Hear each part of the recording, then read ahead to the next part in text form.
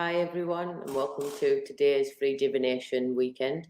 If you'd like to write your name and where you're from and where you are on your runes journey, I'm Jane Matthews. I'm one of the directors of the World Divination Association, and I teach runes. And I'd like to be interested in seeing how you all go, and then we'll get on with actually starting on how you can actually really easily interpret the runes and integrate them into your reading. Hi Lauren. If your name comes up as Facebook user, it's because you've not accepted StreamYard, so I can't see your name, sorry, so you'll have to write who you are. Hi Diana, hi Gerda, how you doing? Anne from Norway, it's nice to see you. Watford's still a beginner. I think as well, with the runes, there's a lot of people are quite fearful of them. However, it's something that's really simplistic in the nature, and I think that's kind of what people are fearful of at first. It is a new hat. I got it for my birthday. I changed from a blue to my grey one. Hi, Fergus in Limerick. I'm sure Tony mentioned earlier, you're not far from us. We're over in Northern Ireland. So let's see. I've got my runes here. So I'm going to flick over onto the overhead and I'll give a quick rundown of the meanings, and then I'll flash back, and then I'll go into how we can start combining the runes together. Hi, Joanne. Hi, Robert. Let's see if I can get this to work. So, these are runes. So what we have first off, we have Feyu, and this is all about wealth and income. It's about an abundance.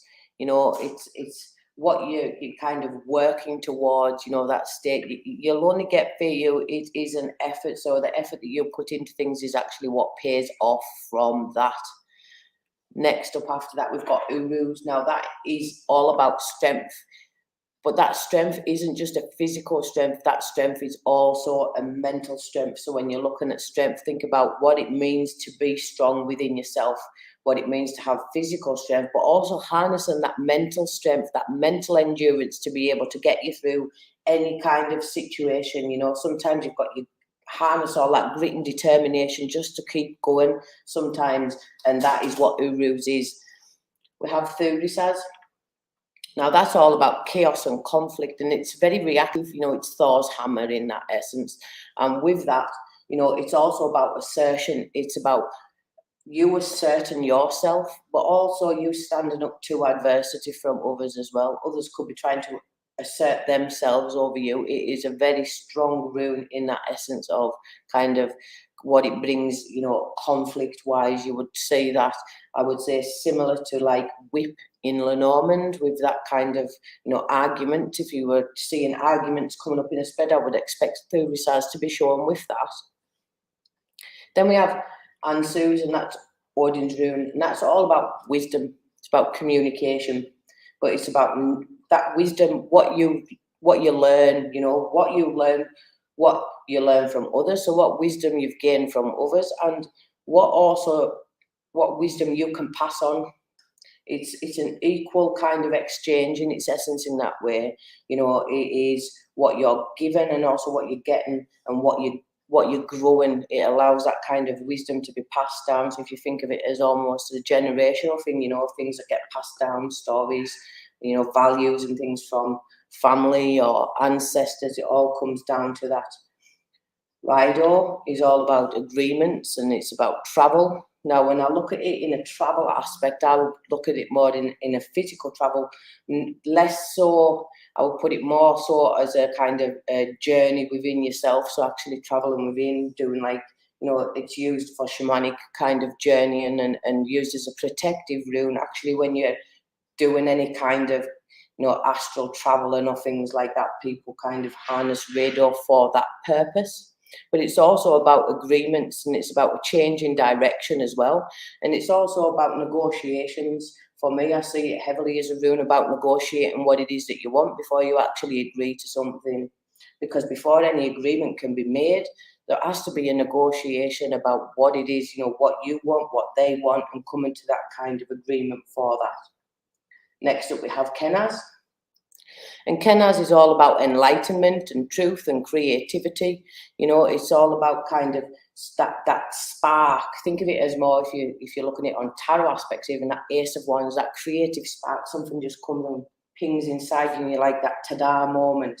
But it's also as well that truth of, you know, once you know something, you can't not know it.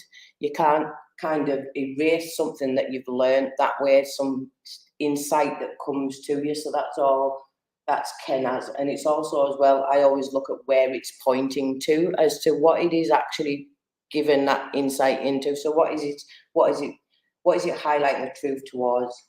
Next up we have Gibo, and that is literally a gift. It's a talent. It's something that's innate within you. It's something that you've got, but it's a gift in what you could be gifting others, or others can be gifting you. And it's also an ability in its essence as well. And then we have Wunyo, and that's that kind of deep joy and that meaning, you know, that real fulfillment, that happiness that you have. We have Hagalaz next, which is all about disruption. Is that kind of, you know, storms, literal storms. It's external. So when you're looking at Thuris as being conflict and you harnessing, you know, asserting yourself, and it's all about your self-control and things like that, asserting control. Hagalaz is a very external rune. It is, you know, disruptions and turbulence externally that's being brought to you. Naughties is next, and that's all about kind of compulsions. It's about necessity, it's about need, it's about, you know, doing what has to be done. It might not be something that you want to do, it might not be a conversation that you want to have, but it's something that you need to have. Next up we have Isa. That's ice, it's frozen, it's stuck, it's still, it's, you know, it's patience, it's stagnation. It would be Hangman in tarot. It's just, it's going away, it's solid, it's rigid. And sometimes you do need that in yourself to be able to kind of gain that balance and be able to see actually in which way you need to move forward in your life. Yera is next. And Yera is all about that harvest and fruition. It's about cycles, it's about things coming round, back around, and it's also seasons as well with that. Next up we have Iwas, and that's all about defense, it's about prevention, it's about deflection. Perfro is fate and chance, it's everything that's hidden. It's a kind of, it's a lottery ticket. You know, you don't know if you're going to win. I would say I would look at Perfro in that essence. And then you've got Algaes, which is that kind of, it's about protection. It's a heavily used when making binds and things. It's heavily used for protection, bringing that protection down. You know, think of it as that umbrella that's actually, you know, covering you, protecting you from that rain in its essence in that way. That's how I would remember Algaes. It's also an opportunity for growth, and it's a rapid development that's going to come from that. And then we have Sewillow, and that's the sun. So it's about positivity, it's about success, it's about victory, but also you need to be wary of, you know, the intensity of what the sun burns at. So it can actually be quite disruptive. Be careful of what it's around, and it'll highlight then to you if it's got a really positive influence or if it's going to be something that's going to be, you know, a little bit more, you know, Sewillow and Hagalaz. I will put together, I will put that there's really intense disruptions coming externally. Tiwaz is next, and that's that honour, it's justice, it's leadership, it's authority, it's integrity, it's fairness, it's doing the right thing for you, it's doing the right thing for others. It doesn't have any kind of bias, it's just fairness and facts as it is. Bacana. And that's all about birth, it's all about a new life, it's new growth, it's fertility, you know. It's kind of that nurturing, you're nurturing something and then you're seeing it bloom. Next is Awaz. Now, when I said earlier about Rido and being travel or journeying, Awaz is that movement, it's momentum, it's teamwork, it's progress, it's development. That is literal movement for me. If I was to pull a daily rune and I was to see that, I would be anticipating I would be heading somewhere. Next up, we have manners, and that's all about self. It's all about others. It's about humanity. So depending on how it is and where it's looking, you would be able to know if it's about yourself or you would know if it's others that's influencing things as well around you. Then we've got Lagoos next, and that's that water. It's all about your emotions. It's about that fluidity. It's that lability. It's the ability to go with the flow. It's kind of like that cleansing of your emotions. It's allowing things to flow through you. Then we have Ingwas, and that's about harmony, it's unity, it's love, it's peace, it's balance. You know, it's that collaborations, it's coming together.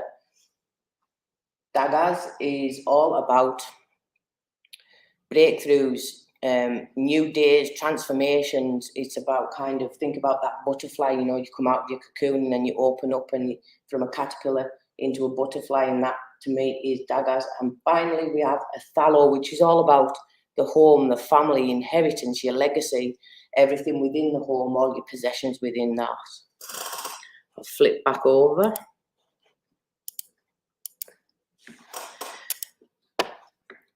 Has anybody any questions so far about how I've interpreted the runes for you? If you have, I'll get to them. I'll just have a little look through the comments just to see if anybody's written anything. A lot of hellos. Oh, Maria's got a kissed book, yes. When Perfect was the first rune down in a spread, that the spread needs to be abandoned because you're not meant to know the answer to your question at that time. What is my opinion of that practice? If I was to see Perthrow coming up like that, I would go ahead with the reading. The only time I would really not read or say I'm not meant to know is if the cards weren't giving me or the runes weren't showing me definitive answers. I have had that before when I've done readings and I've lost the ability to speak. So I've actually been blocked from actually reading. And that is when I would say, that's the only time when I'd say that I wouldn't read.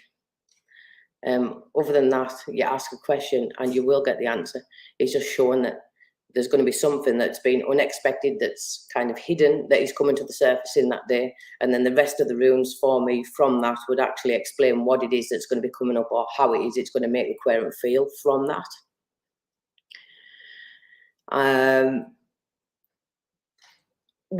Nobody's got any more questions, so what I'll do is I'll look at now, we'll band them together. So, for example, if you were to look at two runes together, so you've got your literal keyword meanings. You look at a rune, it's very, how Tony spoke about the Lenormand, where you can look at the keywords and understanding those keywords and understanding what those mean to you as well. It's the exact same with the runes. All of these runes have an energy. Runes have got a real strong energy to them. And that energy is something that we all possess within us. It's something that all aspects of life that we've actually experienced as well. We've all had, you know, days where there's just disruption everywhere. Maybe the internet's went down or something like that, you know, or plans have been cancelled. You know, we've had days where we've, you know, communication with others hasn't been great. We've all experienced things within our day-to-day lives that actually all of those energies of the runes are within us that we can draw upon. So it's just understanding how they make you feel, what these feel like, to be able to then bring them up and incorporate them into a reading. And if you're going to be doing different styles of reading, so you can cast, you can actually do box spreads with runes and things like that. The thing to remember is keep it simple. The thing about the runes is they're not fluffy and light. So whereas with some oracle cards, or you get some really pretty, you know, tarot cards or Lenormand cards that can give you that kind of a little bit of fluff at times that you can pad things out. The runes will just see it as it is. It doesn't need padded. That's the earthiness, that density, that energy that they have. It's kind of like you've got to understand that the way that you're going to be reading in a rune is literal. So you're accepting that it is a literal meaning and you don't try and add the fluff on it, because when you do that, it'll kind of detract from actually what those rune meanings are actually and what that reading is actually going to bring. So I would say avoid fluff as much as what you possibly can. If you're looking, for example, does anybody have any questions about different life questions? So we could do work or something like that. If anybody's got any different questions, I can try and answer them for you with the runes, and I'll give you examples on how these are working. But if I was to be looking, for example, for work, and I was wanting to be hearing word of whether I'd been given this contract and whether or not I'm going to be happy with it. You know, right away, I would be looking at the communication with Aunt Suze. So there's that communication coming in. Now, if you look at the TWAS there, TWAS being that kind of, that's that official capacity, you know, so official news coming, agreeing with Rido. And there's that pay rise, fair you. So that's literally 4 runes saying official news, hearing about pay rise. You don't need to kind of dive into things any differently. You can't take that as anything other than you're going to be hearing news from your employer about a pay rise. So my daughter is looking to change a job. What is the outcome of working at GSMC? She is a nurse. So what I'm going to do is I'll turn them over and then I will flick the camera. So Linda's asking, how do I actually cast? Do I use spread and pull? So what I'll do is I will answer Karen's question. I'll do Karen's question with a cast, and then I will show you how to do box spreads. In fact, I'll put them in for the spreads.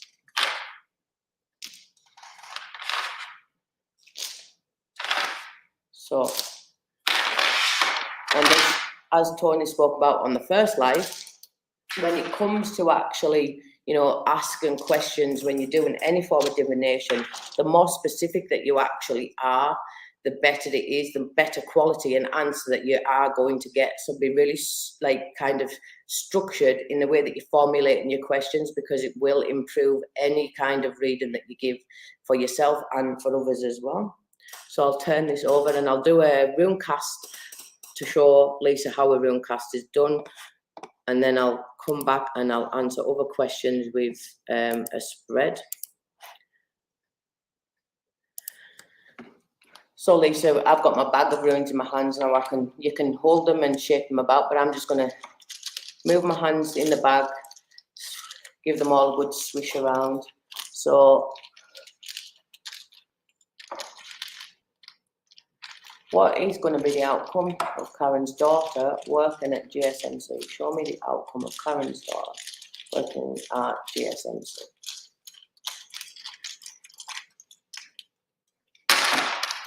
So I've threw my runes there. See, now right away, you get so many that's hidden. I would look at this as really far away, so it's not really influencing that much, but it's worth bearing in mind. The ones that are actually hidden, that aren't showing to themselves, that's either what you don't know or what you don't want to admit to yourself at that point. So what it is that's either, you know, what's within you that you're not wanting to see, or what you physically don't see. And what you see about what's actually present itself right away is manas and a phalo. So it's that kind of, when I says about, it's really funny with her being a nurse, and it says manas is all about self, it's about others, it's about humanity. And so it's about, you know, and a phalo, you can look at a phalo as being home, but when you look at that on a actual literal sense of the question, you could look at that as a hospital setting there. You know,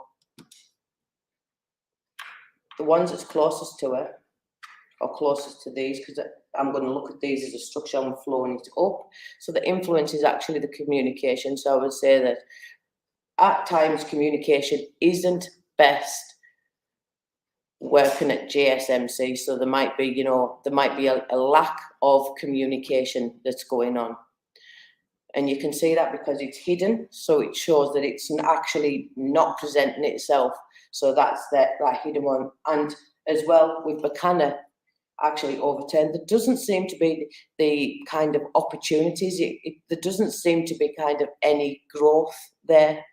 Is so, you know, the communication's not great. So it might be, you know, policies coming from the hospital, for example, or coming from management, it's not been titrated down to the staff, or maybe things aren't being communicated well in that department, and it feels like there's literally she's not growing where she's at. There's Yemi. So that's kind of with it being so far away and it's actually, you know, not hidden, not shown, but it is kind of influencing, but not having that much of an impact at all, if any. I would say that it is probably something that has came around before, so she's maybe been feeling this before, but it's not something that's actually came to the forefront with such a kind of feelings as what she's got at this time. And also with Fayu, I would say possibly she might be feeling like, you know, the pay, you know, it's maybe not wanting to look at the kind of pay aspect or the abundance. She's not feeling that abundant in that role that she's doing or in that place because of things aren't growing. You know, things aren't going the way that they maybe should be in the department. Communication's not great. And there's that hospital setting with others. So I would say that actually how it's going to go, Karen, is that it's going to keep cycling back. And this is something that's been occurring, you know, it's not the first time that she might have thought about leaving there, for example, but things aren't going to go as she would hope at GSMC or GMSC. It's something where it's not really providing those opportunities for growth. It feels almost as if she's kind of, you know, things aren't being communicated the way there is. Think the department within the hospital or the hospital in which she's working isn't working as well as what she would hope it would be. So I would say then she would be looking at leaving. It's just going to be, and that's me from that assuming that she's going to be looking at leaving because things aren't going to be growing and things aren't working the way that she would have liked within that department or that hospital. Is that all right for you? And Lisa, that is how you do a room cast. So you see, you follow it up. I'll do another one with that. And then I'll do some spreads. I'll show you some spreads. So Facebook users asked some questions, but I can't answer because I don't know your name. What will be the final outcome of felony charges that my friend is facing? I'll pull the runes for this. So show me what the final outcome of the felony charges will be that Lisa's friend is facing. What will be the final outcome from that? As you can see, I'm rustling my runes about my bag. I will be sorry about the noise for that.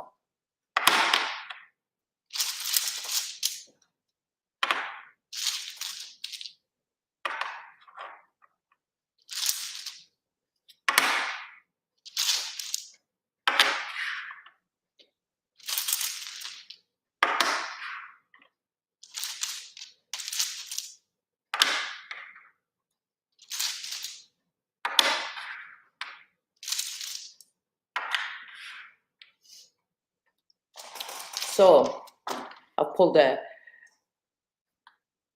box spread for this one for you, Lisa. So what will be the final outcome of the felony charges? So I would say that actually, you know, there's going to be, when you look at Urus in an upright as being that kind of strength and having that strength, you would look at Urus reverse as being weak or a weakness or a vulnerability. So I would say that actually, you know, they're going to feel quite vulnerable. I would say it's going to be quite rocky. They're going to be they're looking for success, although there is something that is actually obstructing that. So they'll be open that they're not going to get away with it, you know. They'll be I would say they'll be worrying in case there's some kind of further implication. I don't know whether you would be looking at some kind of sentencing in that aspect, whether it be a tag or whether it be actual, you know, a jail or a large fine in that.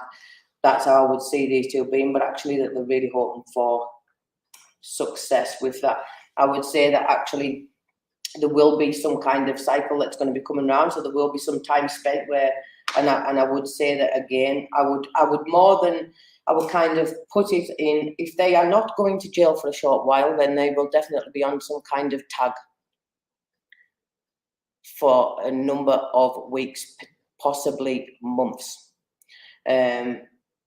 With that nurturing and that growth and that coming together, it's kind of like, I do feel like there might be some kind of, it feels more like a tag to me rather than a jail sentence. but it is possible with that Ingwas being in there, although that is a great room. But see, with the Thuris has been reversed, that's extreme conflict, extreme chaos. So I'd say that there's actually going to be, there's needs for transformation. So they are going to be told that it's going to be some aspect of what they've been, what they've done, or what crime that they've been committed or been accused of committed, that there's actually needs to be an actual modification, a change in their behaviour. It might be that they're going to be put on tag for some while, which is going to actually really disrupt them. It'll cause a lot of chaos if they can't leave the home, for example. You can't go outside your door or so many metres of it, and they're going to feel quite restricted within that. It would happen for a period of time. However, it's going to make them feel kind of weak within themselves and stuck, especially if they're wanting to move forth. They'll be very lucky. I don't see a fine in there because there's no failure. There's nothing to suggest finances. So from that, you've got the legalities and stuff as that, and transforming and trying to bring that newness in, that bringing together as well, that extreme chaos. I would definitely look at possibly a tag in somewhere. Sorry, that's a bit of a nitty-gritty one, isn't it? I'll put the camera back around for a second while I look at some more of the questions, and you can see me whilst I look. So I am using the Elder Futhark Runes Facebook user. Yes, I don't know who you are. Oh, it's Rana. Hi Rana, how you doing? Hi Farah. What do you need? Rana's asking what she needs to address that I am not seeing. So let's see. I will do a casting for that. So I'll put it back over and we'll do a cast. Has anybody, I'm clicking the wrong finger here. Has anybody got any questions about the way that I'm interpreting or casting the runes at this time? What does Rana need to address that she's not seeing at this time? What does Rana need to address that she's not seeing?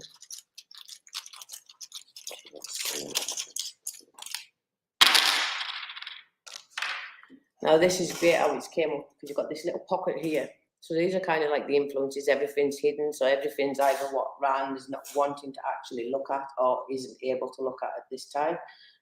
When I said earlier about Kenaz and being that kind of that knowledge, that insight, that enlightenment, it's the only one that's faced up, but it's pointing right to this rune here. So I would say that it's actually needing first and foremost to actually address what's hidden in this top rune here. So my hand covering it.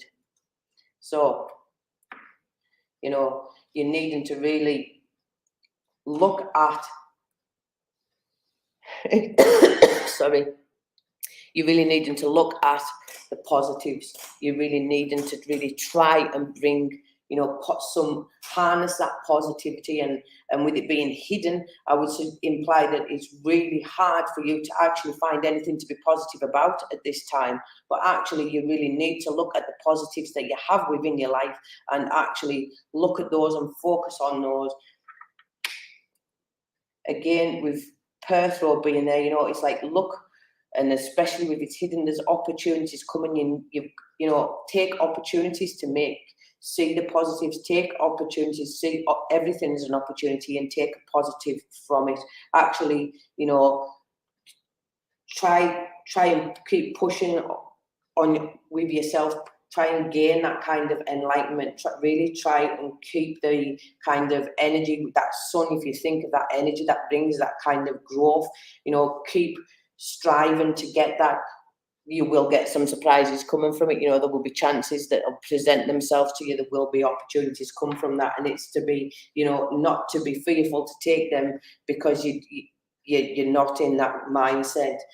I would say that again, you've got Naughties and Rido, which is slightly influencing Kenaz, and that's that kind of, you need to kind of make solid plans. So it's, instead of, I would say, living day to day, make solid plans to actually, set yourself even a weekly or a monthly kind of plan. Make solid, firm plans to be able to then bring all this into you. So that is what I would say, focusing on at the minute is try to focus on the positives, take opportunities when they come, and actually really make solid plans. So set yourself some structure within your day to be able to do things with that. flick it back around. I really hope that makes sense to you, that you can see that. So let's see what else I've got. Farah's asking what she can do to overcome her anxiety and self-doubts. I can do that for you, Farah. Let's see some other ones. Gratitude diary. Gratitude. It's gratitude for everything and everything, isn't it? Even when it's not that great, it's thankful because there's something will come from it positive on the other side of that. You've learned something about yourself that you wouldn't have known otherwise, I suppose. How do you read the spread if you're casting and the runes are nowhere near another rune? So, Lucia, if I was to be casting the spread and the runes weren't nowhere near, I would be looking at lines. So even if they were all dotted like that, I would be looking at the pattern. I'd be trying to get a flow. It's about kind of when you're doing a cast, you're actually looking to see where any clusters are, whether, you know, is there a line at the kind of form and then the going down? Is there some kind of, you know, aspect that what draws you to it right away? So which part, if they're all kind of separate, where are you first drawn to, and then where does your eyes kind of track from that, and you follow that kind of flow with that. It's kind of, I've had that before, and you're like, I don't even know where to start. It just looks like, you know, a bit of a shit show and a cluster and everything's all out. But it's kind of like you see where you're actually drawn to first, and then allow yourself to flow with that from that. So, how do you do a love reading and set a timing? Well, if you're wanting to do like a reading where you're setting timings, you would ask the same way that you would with a card. You would ask, you know, show me what relationships will come towards me in the next 6 months, or show me if I will have a committed relationship in the next 12 months. And I would set specific runes. So if it was a relationship reading, I was wanting to have to see if something was like love was going to become, and then I would be wanting to see, you know, Othello. I would want to see that that family, that feeling of home with someone. I would want to see Ingwaz, that coming together, that connection, that balance, that love. I would want to see Gibo as well, that gift of loving with that, you know, that abundance of Feyu, the Sawillo, that kind of like success and that growth. I would want to see Bakana. There's a whole heap of different runes, and I would be asking to show these, emphasize these within the rune casting, if, you know, there's going to be a relationship or a long-term committed relationship coming up in the next 12 months, and I will be seeing how they are. And then, you know, from that, I mean, you can actually do timings, but I do timings with Vegvazir, and that's a totally different topic altogether, because you need to kind of understand your runes and understand the timing systems from that. But on the runes masterclass, I'm going through Vegvazir anyway, so I'll show you on that. Wink, wink, Tony. I have a friend. Facebook users saying I've got a friend helping me with my website and not respectful of boundaries, so to stop the collaboration and pay someone to do the website. Why would you have somebody doing something for you anyway if they don't respect the boundaries of that kind of relationship, be it work and friendship or whatever? You know, that's what I would ask first and foremost. And if she can't respect those boundaries, then why are you allowing that? But that's just the Aries in me. Let's go back to Farah's question, because I need to find her where she's gone. What can Farah do to overcome her anxiety and self-doubts? So what Farah can do to overcome her constant anxiety and self-doubts? What can Farah do to overcome constant anxiety and self-doubts? Well, papers come up there and they're all upright for you, Farah. Right at the bottom, so as you can see, that's kind of out with the cluster. But I would say that's that feeling of stuck. That's just like, you know, that stuckness. And I would say that's an energy that you've actually felt that you've stuck, or you've had no choice, or things have been limited for you, that some aspect within your past that's actually kind of bringing some kind of blockage into you in this present moment in time, because of the kind of feelings of stuckness that you've not been able to get over a long time ago, that maybe being like, you know, inhibited from something that's actually triggers that out. But that's just me making an observation right off the bat with that, even though it's further away. that's kind of where I would start as what's been. So I would say that actually what's preventing you with your anxiety and stuff, it's, let me just check this again. My question's gone out my head, so I need to overcome it. So I would say that actually, don't be looking to do like new, actually look to understand the current or understand the past. Take some time to understand yourself. So don't be looking for newness. Don't be looking for, understand the old ways, understand the old parts of you before you actually then start moving forward, because it's only when you understand something for how it is when then you have that insight to be able to make those changes to move forward from that. Now, what's hidden from you? Now, these are all, if you see here, these are all actually on top of one another and touching as well. 30 sides have been there with Raido. What you don't want to kind of face, or what is hidden from you, is Tiwas. So I would say from that, you actually, at times, especially with Raido and 30 sides touching with it, and with this being hidden, I would say that really at times you find it kind of hard to do the right thing for you. And I would say that that's actually, you find it hard to say no to others, or you find it very hard to actually be able to assert yourself as to setting boundaries or what it is that you want. And I think that in its essence is kind of like, owning yourself. So kind of understanding what it is that actually triggers the anxiety in its essence to begin with, but then actually being able to say, well, actually, I need to perform some self-care today. I don't actually feel like doing this. I can't actually do this. I don't want to do this. And having actually the kind of doing the right thing by you, and actually, with that, it was, and if you remember when it says about that momentum and that build up, it also prevent things from moving too far forward for you or rushing, because I feel like from that is basically saying slow yourself down, look after yourself, do sometimes what's right for you and not always what's right for other people, and actually see clarity, gain clarity by not trying to rush yourself into situations with that. I hope, Farah, that kind of makes sense and helps you with that. So it's 22 now. Has anybody got any questions before I finish up? I think it's Maria's on next, so I'll let you grab yourselves a cup of tea shortly and then get ready for the next one. He's spilling the runes out the bag and doing a spread. He's actually picking one at a time and placing it in a spread. Yep, that is absolutely correct, Facebook user. So casting, I always shake them in my hands, or put my hand in the bag and shake them and then cast them. And then when I'm wanting to actually lay a spread, I'll actually do the same process with my hand in the bag, but I'll actually draw the runes out and place them down in an order that I would want.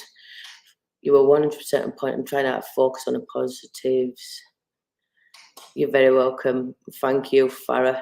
I'm glad it resonates with you. Where can we get those round runes? I think I got these ones. I've got a lot of different sets of runes. I'm not sure if these are the ones that Garth had made me. I've got some ones that I bought off Amazon that's round runes. I've also got, these are the wrong bags. I've got some metal runes. I've got resin, about 3 sets of resin runes that Dorcha actually made with the Veg Vizier that I'll be doing. And you get runes anywhere, they're available anywhere. Marco's next. So Marco next doing Caladik Marseille, and I can't wait for that. I'm really excited. Do I read reversals? Yes, I do read reversals. Although I know Lenormand, there's no reversals. Kippers, there's no reversals. Tarot, there is reversals, and then there's the thing of, do you read them or do you not? For me, with a rune, if a rune is reversed, it is because it's meant to be reversed, and I always listen to what that is saying as well, because sometimes it's just as important as literally looking at it upright, because it will have a totally different meaning. Like in one of the spreads that I did earlier when you had Urus, which was reversed, you know, Urus being that mental strength, that physical strength, and it being reversed would, you know, to me show that actually there's that lack of strength, there's that lack of inner strength, you know, that worry. It would indicate to me, you know, a real worry, a real like kind of lack of any kind of strength. It's like the wind has been ripped right out of your sails. So it's important that you understand the reversals for runes, because I do think they're imperative to the readings. So thank you all very, very much, and I hope you enjoyed the session, and I shall see you around. Take care. Bye now.